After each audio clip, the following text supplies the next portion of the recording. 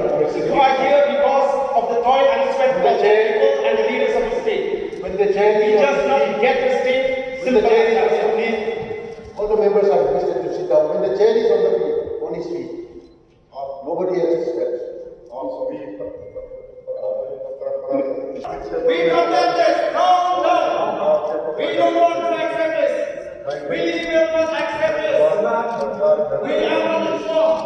We cannot stop the Hindu speaking state. We cannot allow the government of India to impose on us the language. So we will not allow this. Down. We condemn the governor.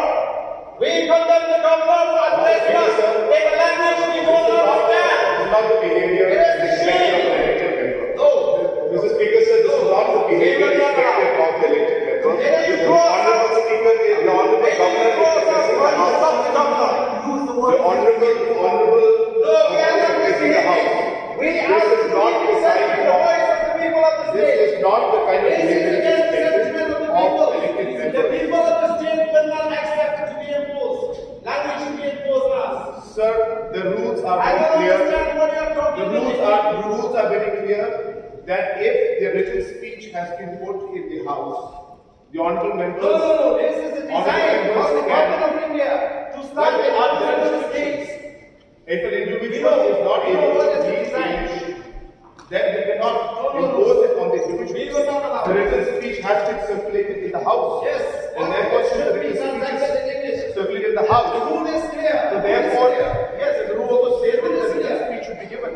Mr. Speaker, sir, I request that this kind of behavior should not be admitted. This is not the way the Honourable Governor is addressing the House. This is not the kind of behavior that's expected of elected members.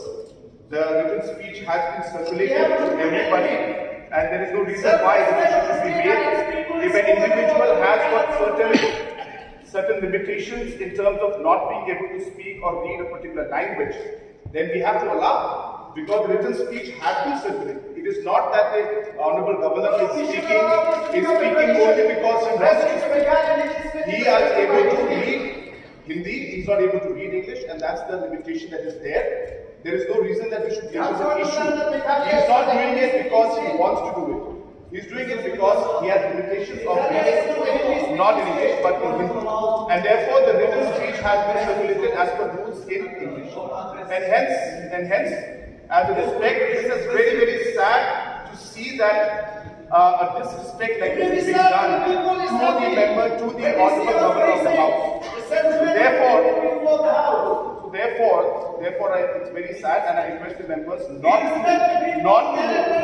bring out an issue like this. This is not the way. The people of the state have not given us the mandate to speak in Hindi in this house. Would you please take your seat? No, Speaker, sir. Would you please take your seat? Since the translated version is circulated to all the members, and our honourable governor has certain limitations, so I will allow honourable governor to speak in Hindi, and the translated version, English version, is circulated to all the members. I request members to kindly bear the house and also show decorum, not to shout while the honourable governor is making his governor's speech. So I would request once again all the members to please bear with the house and kindly listen to the governor's speech. So, as a matter of protest, Otherwise, as a matter of not accepting this kind of position from Delhi, we are sending Hindi-speaking governors to us. We don't understand what they are talking, so we will speak walk out. We do not want part of this prostate, sir. And those who don't feel insulted, they may stay in their seats. This is insulting for the state. Raj Sarkar